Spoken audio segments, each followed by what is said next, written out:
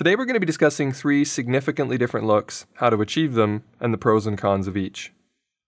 Let's get undone. Gerald Undone. He's crazy. What's happening, everybody? I'm Gerald Undone.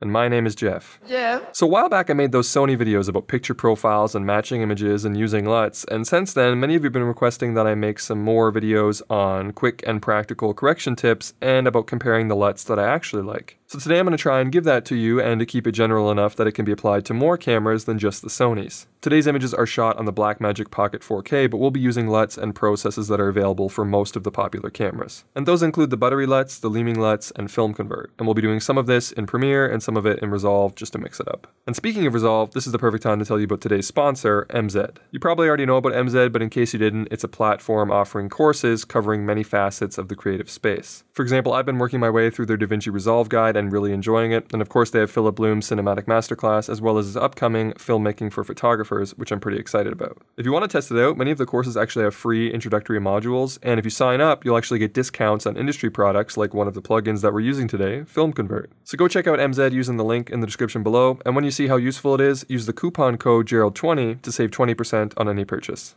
Alright, so to keep things simple, let's use this shot of me here because you guys are probably used to seeing this shot of me, so it'll be easier for you to spot the differences than if I just shot some random scene elsewhere. So let's start out with how I would usually grade this shot, and then we can move into some alternatives. So the first thing I would do is I would jump into the B-Raw plugin for Premiere Pro so I can set my Blackmagic Raw configuration.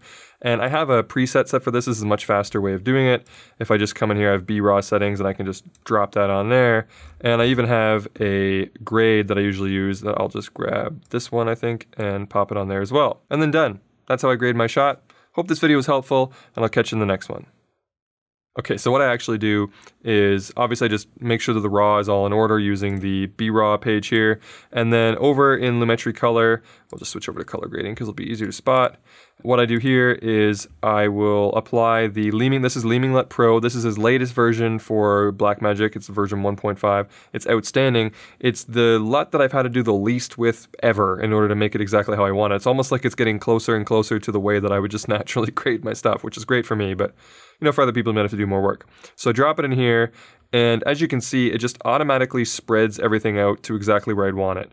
The whites might be coming a little bit hot right now, but I'm okay with a little bit of contrast. So they're coming all the way up to about 100. Whites you want to sit somewhere between 90 and 100%. That's what this white bar is for. I highly recommend if you're new to all this, you don't really know what you're doing, get a little color checker. This is the X-Rite color checker video. You can get the little passport one. They're fantastic. And then the middle gray line, you want to put that between 40 and 50%. That's what you can see right here. And then this one, this darker gray, usually goes between 20 and 30. And then this is black, but it's picking up my monitor, so it's not really black. But this chip is black over here, so we can use that one. Other than the fact that I've added some contrast, I have 55 contrast. Let's take that away. Now, without any contrast, it pretty much fills the waveform exactly how we'd want it to anyway. I just find that the image, yeah, it's a little bit flat. This is YouTube. We got to pop it up. So I put some contrast on. You can do this to taste. I found that 55 is as much as I would want to go, like, to, you know, make the image punchy. And that's pretty much all I have to do. The only thing I did is I lowered the saturation. For most of the Leeming LUTs, the saturation is, it's good. It's might find it a little bit high. That's to get all the colors really accurate. And then once you get everything tuned up, you can roll the saturation down a bit if you want. So that's at 100. I like to drop it down to about 87%, and I find it just makes it a little bit more calm looking. And then that's pretty much it. I started sharpening this one a little bit in post. I have it at 25. I never used to sharpen before, but with the Blackmagic, it's a lot softer than other looks, so I sharpen it just to keep it a little bit uniform with the YouTube vibe. And then the only other thing that I do here is I shift the hue curve up a little bit in the orange, and you'll see what that does in the lights in the background. If I turn this off, you see how the lights are kind of, I don't know, a little bit more on the yellow side. I find that a little bit uglier, and I don't really like the way that it plays off the highlights in my skin. So if I shift that a little bit more on the reddy magenta side, I find that it makes the lights just a nicer color. It's completely subjective, but it's just something that I do. And then down at the bottom, you guys might know this if you've been following along, I put a little bit of purple in the shadows, and then I balance that out by putting a little bit of green back in the midtones just so the purple doesn't make its way throughout the entire shot. If I turn this off and on, you can see that's before and that's after. It's really subtle. The goal is to keep it subtle. And then I pop a little vignette on this. This is off.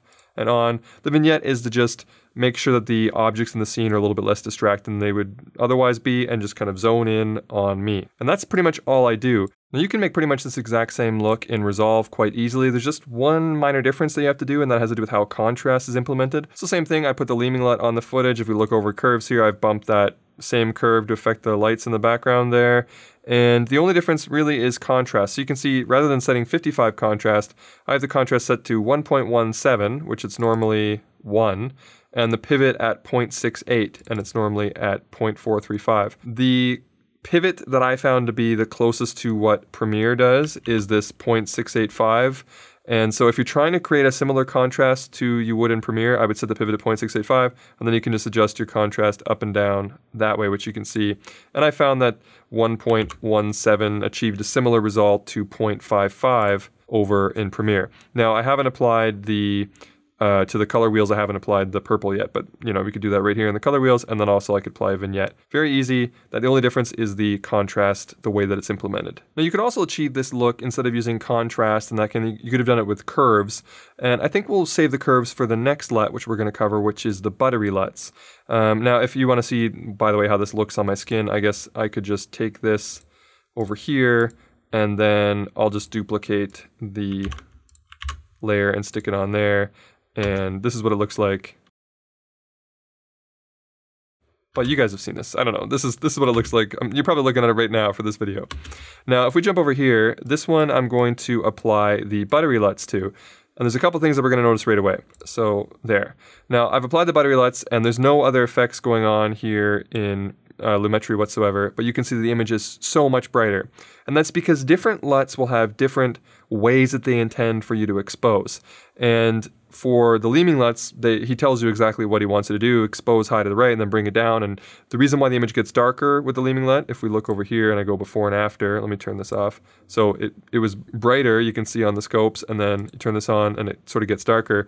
It's just, this question gets asked a lot on his Facebook group. It's basically the way that the image is processed to kind of like, there's a curve to it in order to, you know, squeeze the highlight detail. In order to bring that back to a more linear look, which is what you want when you're finishing the image, you have to bring the mids down to sort of even out that curve into more of a straight line.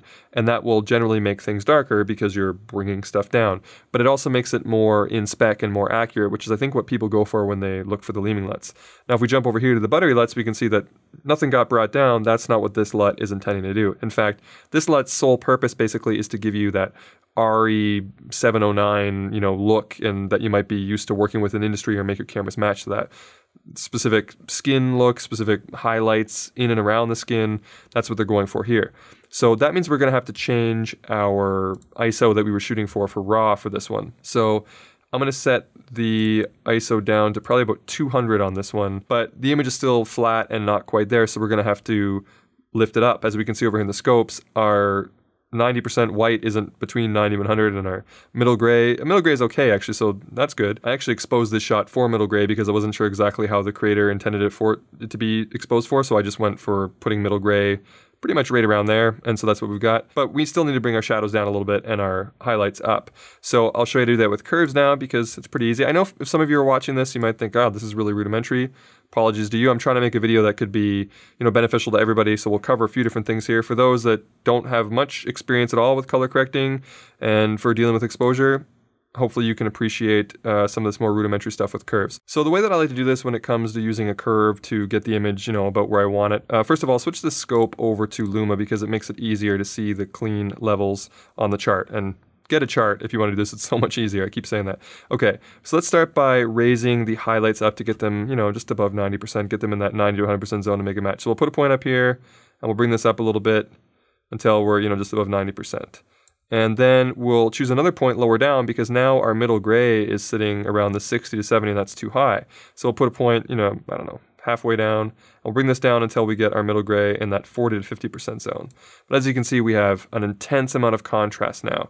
And that's because our darker gray tone is all the way down here around 15 and we want that more about 25, 30. Now you could just grab another point here and start to correct that up until that sits between 20 and 30%. And then you're going to want to deal with this point because as you can see, we've got that weird, you know, gray haze going on. So we need to kind of balance this point out to make it smoother, to make it kind of, you know, roll a little bit smoother in the shot. And then now we can bring our highlights back down a little bit. And I'm doing this really kind of sloppy jalopy, but that's, I don't know, about even, I would say. I could probably tune it a little bit more precise, but as you can see, we've got all the way down to 0, we're all the way up to 100, and we're occupying about where we want our points to be. And if I turn the curves off, that's what it looked like before, that's what it looks like now. And a lot of it just came to life. Some of the saturation, everything came back. A lot of the curves does that. When you punch up certain areas, you're going to get some saturation and everything. And what I like about this LUT is that it is kind of simple to achieve a pleasing look. I think that we have a nice skin tone. We have a nice, as you call it, like a roll off on the highlights and the skin. And I think that the lights are handled nicely. And I think that the contrast is nice just from putting a little subtle curve on it.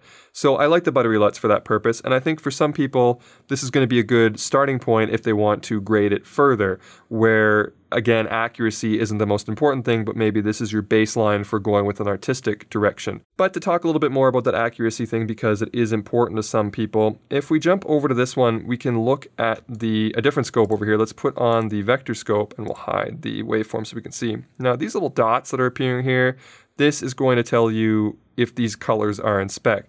Now the skin tone did well. As we can see, this is a skin tone line here, and we're falling on that quite nicely. But the other colors are shifted, you know, quite a bit. I've seen much worse than this. I would say that this is moderately accurate.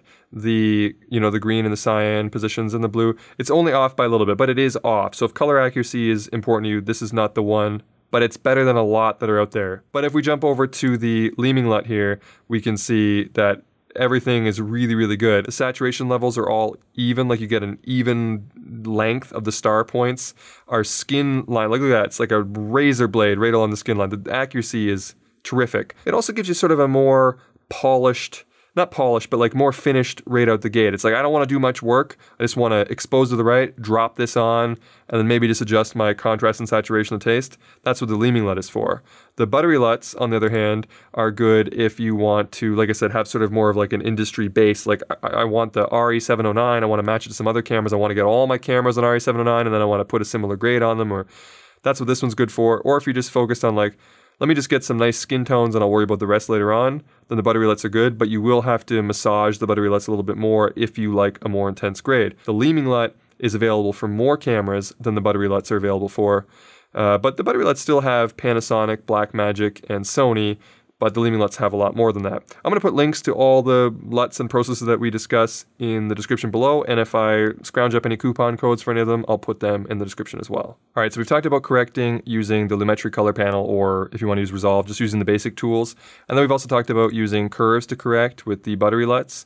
Now let's talk about FilmConvert, which is a whole nother animal. I like FilmConvert for artistic projects where accuracy isn't very important, because the exposure principles are quite a bit different than exposing by the numbers like we did for the other LUTs, and the colors aren't accurate at all because instead it's striving to emulate certain specific film stocks. But it does make for a unique and interesting look with a very nice interface. So let's jump over here to Premiere because I've already got it set up, but you can do this also in Resolve using the OFX plugin installation. So here I've got FilmConvert in the side panel, and what's great about it is that you can pick the camera. You have to download the different camera inputs for it, but once you have them downloaded, you can cycle through it. So right now it looks crazy because it's set for a Panasonic GH5.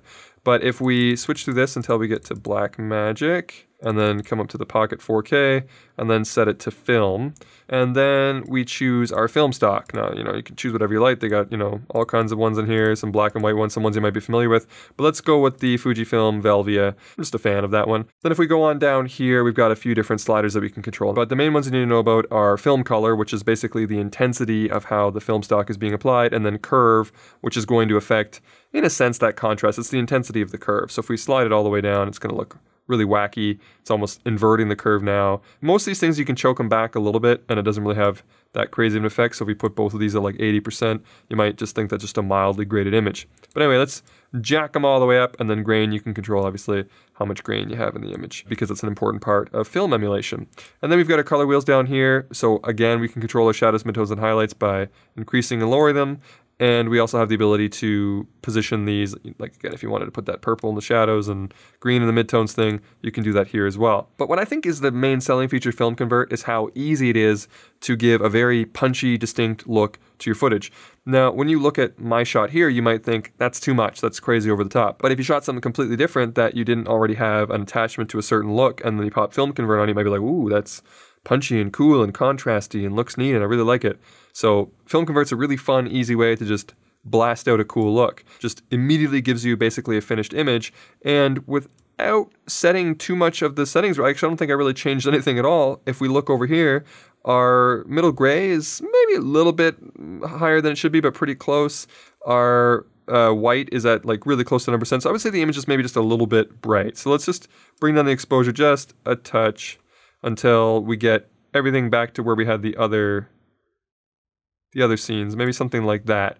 That puts it in similar spec as far as the chart is concerned. And then if we thought we wanted to, we can increase the shadows a little bit if we thought that it was a little bit too dark in there. It does give a convincing film look. I really like what it does with the lights in the back here, and I really like how the skin has a bit of that halation that you would almost expect to see from film. And I think it's a great little plugin.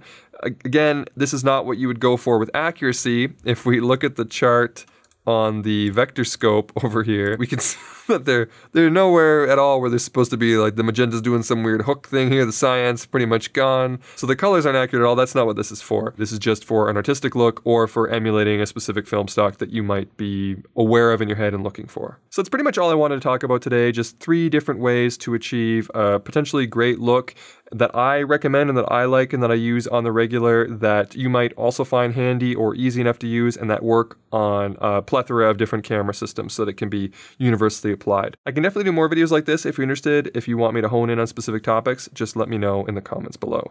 But that's going to be it for me. I hope you found this video helpful or at least entertaining. And if you did, make sure you leave it the old thumbs up and consider subscribing if you haven't already. But if you did not find this video helpful or entertaining, feel free to hit the dislike button twice.